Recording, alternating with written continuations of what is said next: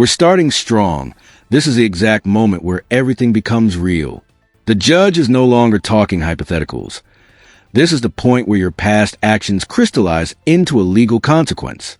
Watch how the room shifts here. You can practically feel the tension climb. Mr. Brown, Mr. Hammer, this is a date-time step for entry of judgment and imposition of sentence. Is there any legal cause or reason why judgment should not be pronounced again for sentencing? No, Your Honor. No, Your Honor.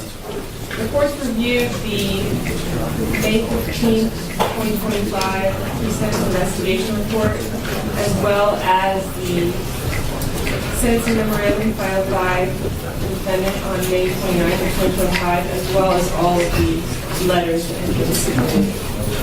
And it's the court's understanding this is no recommendation except the state has the right to argue facts and circumstances? Yes, sir. Notice what the prosecutor is doing here.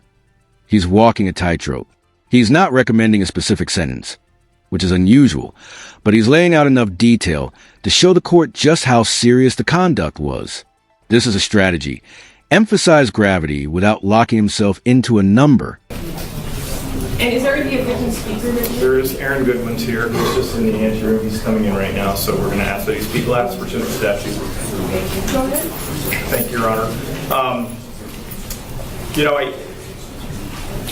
As I kind of spoke to opposing counsel, I even spoke to Aaron about it. One of the reasons we're not making a recommendation as to sentencing is we kind of acknowledge that, look, this is someone who... This is where the case goes from marital drama to true crime novel. The October 2nd text messages are essentially the smoking gun, detailing plans, emotions, and intent.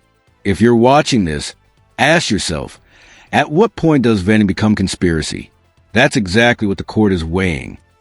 Doesn't have a record, right? Who's never kind of done anything like this before. But the concern I've always had is when you look at the facts of the case, they are serious. This is not a situation where maybe an unhappy wife simply kind of made a fleeting text that said, oh, like, I can't stand my marriage, like, I wish he was just gone, or something along those lines. It was far more than that.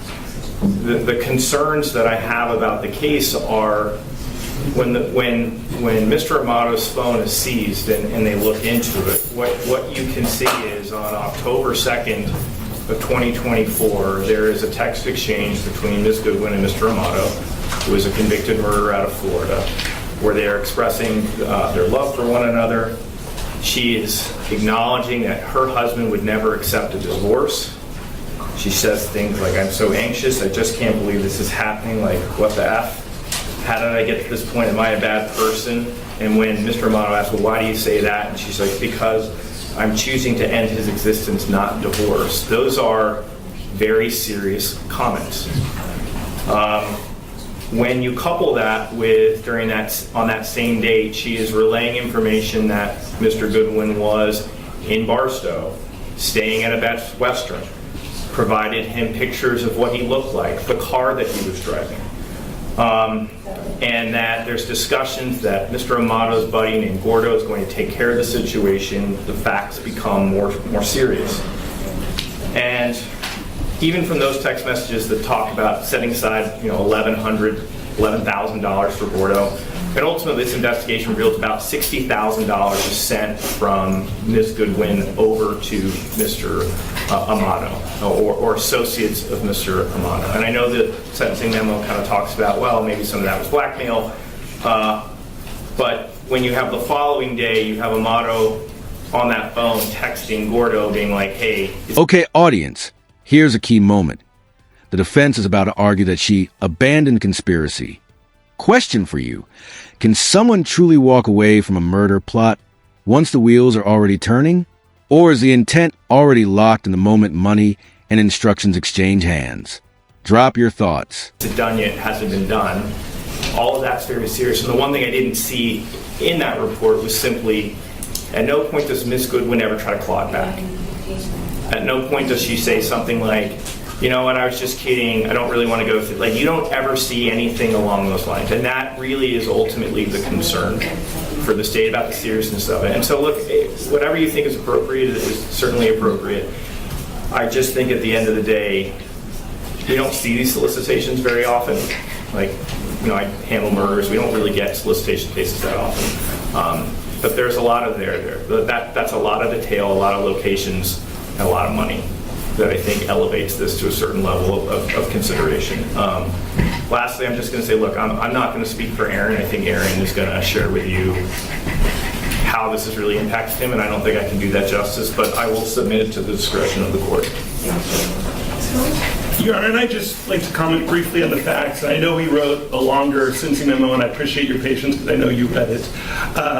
With regards to the facts, there is, to me, a clear line where Ms. Goodwin had abandoned the conspiracy. We may disagree, and I don't know if what we do with the state, whereas who initiated the idea of, the murder.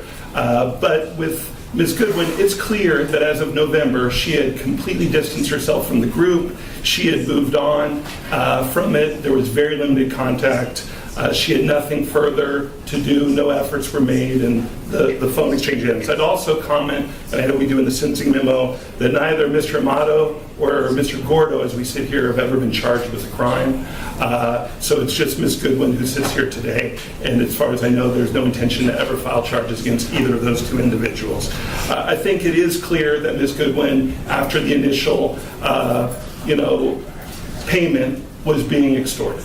That she was threatened. There was a call to the police that was outlined in the sentencing memo, and that was the reason for the additional payments. It wasn't a continued, I want to keep paying more and more. We really got to make this happen. There was the initial payment, and after that, the circumstances had substantially changed.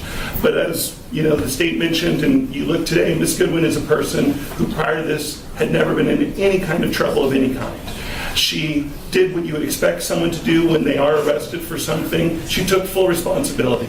As I think we're 92 days from the day she was arrested to the day we're before Your Honor, which on a case like that, I would submit is very fast, and that's because Ms. Goodwin said, I don't want to make this any tougher for Mr. Goodwin. I want to take responsibility. I know what I did was wrong. Again, as we sit here, you can see the back row. That's Ms. Goodwin's family, some friends as well. She's got tremendous family support. They love her. They would have gladly, this was not an unreasonable bail that can never be posted. She recognized that there should be some punishment element to this as well. So she sat in custody for 92 days when the family would have gladly posted the bond to get her out of custody, but she wanted to come before the court and let everyone here know that she understands there are consequences for her action. We would submit that she's an excellent candidate for probation. Many of those reasons are outlined in the sentencing memo. She's not going to reoffend. She's never been in trouble before. She's going to move. She has no need to have further contact with Mr. Goodwin. They don't have children in common. She's going to move. If she is given the opportunity of probation, she would immediately try to transfer out of state, live with her family, continue with her education. We talked in the sentencing memo about her physical health. She has very serious health issues. She's not going to be able to get the proper treatment while she is in custody. It's very painful. She lives her whole life in pain. She has one of the most painful illnesses you can have. If Your Honor felt that she did need a little bit more, we don't think 92 days has gotten her attention. She's never going to be in front of Your Honor for any kind of violation. She's never going to have any further problems. We, of course, would understand there would be stringent conditions. She has no contact with Mr. Goodwin, and she has no need to ever have contact with them. We would just ask the court to give her one opportunity at probation for someone who's lived the life that she's lived, has one terrible mistake, but that's the only mistake she's made, and that she immediately tried to take full responsibility for it. Before she was arrested, she had clearly abandoned any efforts to be part of that conspiracy, and we think she's worthy of probation, and I'd like to have her say a few words as well.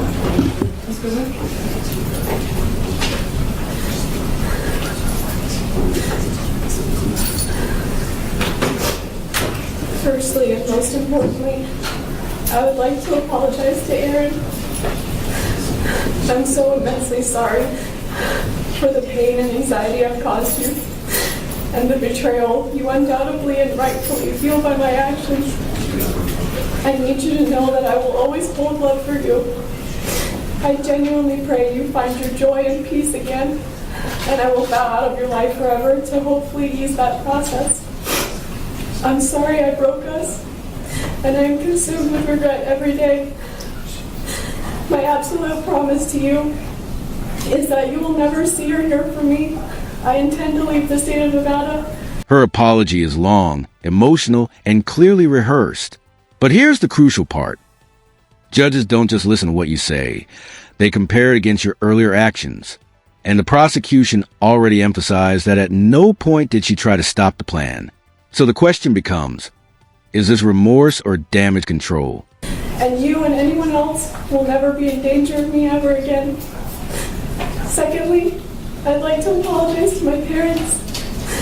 My actions are not a reflection of how you raised me with unwavering love and support, and I know I'm better than this. Next, I'd like to apologize to the court. I recognize and understand my stupidity, the terrible nature of my crime against Aaron, my regrettable choices, and monumental lapse in judgment. This is my rock bottom, and I'll never forgive myself. Prior to my arrest, I was taking steps toward mending my marriage and correcting my mistakes that led me here. Now, having spent 92 days in jail, I've had plenty of time to reflect on my foolishness, and I'm that much more committed to never getting in trouble again and doing better in every aspect of my life, especially with my mental health. I am truly ashamed, embarrassed, and disappointed with myself, and am deeply and sincerely remorseful for my actions.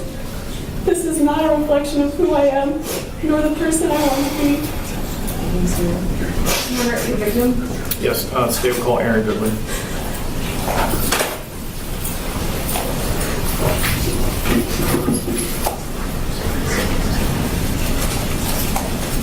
Madam Clerk will swear you in. You do solemnly swear or affirm, under the pains and penalties of perjury, the testimony you're about to give in this action will be the truth, the whole truth, and nothing but the truth, so help you God? Yeah. Can you please state and spell your first and last name for the record? Aaron Goodwin, AARONGODWIN. Thank you, sir. Thank you, Mr. Goodwin.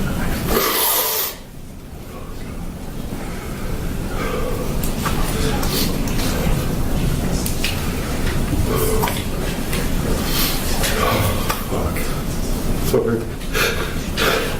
Your Honor, for 7 years I thought I was in the most loving relationship and marriage with my best friend. Someone who I trusted whole heart and laughed with every day. Someone who made me feel like I was like I was her one and only. I was loyal to her and did whatever I could to make her happy. I thought we were something very special, and so did everyone else.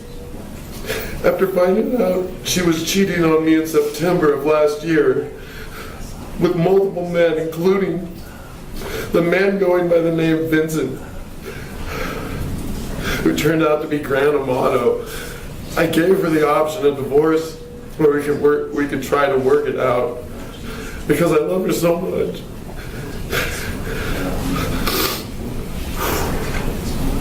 She felt so bad and didn't want to lose me. Every day she made me feel more special, and she was so sorry. At least that's what she told me. Now discovering she put a hit out to kill me more than once. Got blackmailed and spent almost all our savings to keep it quiet. And fell more in love with Amato. They even got spiritually married. And now I was called the first husband. They talked until she was arrested. And she sought his help to kill me. Sorry. This has led me to fear my life. I've hired armed security for weeks, not knowing it was over or not. Always looking over my shoulder and having to go through therapy and even trying to understand any of it. It's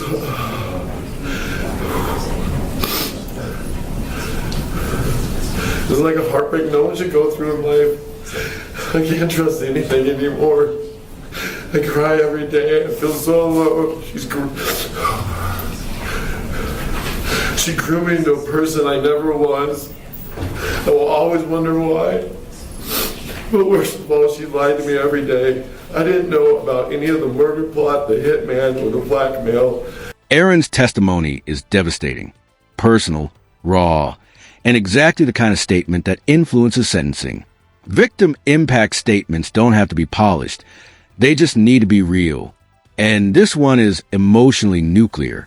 From the court's perspective, this weighs heavily against probation. Until the detectives told me after she was arrested. Now behind bars, she's trying to manipulate through lawyers and trying to silence me and not come here today. So I wouldn't be standing here. In honor, Your Honor, this person over here, I don't know at all. Not one bit. The fact that this person did all this to me with no worry, no care, or love in her heart for me. I will never feel the same. I will never feel safe or be the same because of what she did. Especially when she gets out one day. She claims she's remorseful now that she's been caught, but there at no time before did she ever try to stop this from happening. She tried to have me killed. She gave my location to people. Truly believed we were trying. I truly believe with people she truly believed were going to harm me. She even asked for the updates on the murder. And this was all when I was just a loving husband. I thought, whether she got minimum or maximum time, I still won't feel safe whenever she's released. I feel like this deserves prison time. I don't know. So I just leave it in your hands, Your Honor. Thank you.